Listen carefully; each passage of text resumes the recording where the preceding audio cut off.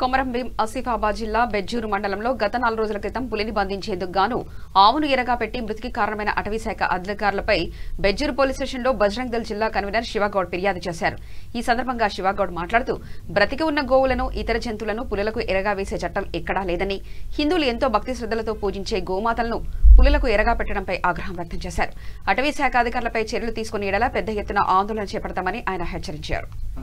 భీమన్న అటవీ ప్రాంతంలో గత 4-5 రోజులుగా పెద్ద పులిని పట్టే ప్రయత్నంలో ఫారెస్ట్ అధికారులు గోమాతని ఎరవేయడం జరిగింది. గోమాతని ఎరవేయడం అనేది ఏ చట్టంలో కూడా, ఫారెస్ట్ చట్టంలో కానీ ఇతర ఏ చట్టంలో కూడా లేదు. హిందువుల మనోభావాలు దెబ్బతీసే విధంగా ఫారెస్ట్ అధికారులు గోవును ఎరవేయడం చాలా పెద్ద తప్పు అని, అదేవిధంగా ఈరోజు ఈ ప్రాంతానికి సంబంధించిన పోలీస్ స్టేషన్ బెజ్జూర్ పోలీస్ స్టేషన్కి రావడం జరిగింది. కంప్లైంట్ ఇవ్వడం జరిగింది. గోవుని ఎరవేసిన వారిపై తక్షణమే చర్యలు తీసుకోవాలి, చట్టపరమైన చర్యలు తీసుకోవాలని బజరంగ్ దళ్ డిమాండ్ చేస్తుంది. ఎస్ఐ గారు పిటిషన్ తీసుకోవడం జరిగింది. పిటిషన్ తీసుకొని వీటిపై ఎంక్వైరీ చేసి చర్యలు తీసుకుంటామని మాట ఇవ్వడం జరిగింది.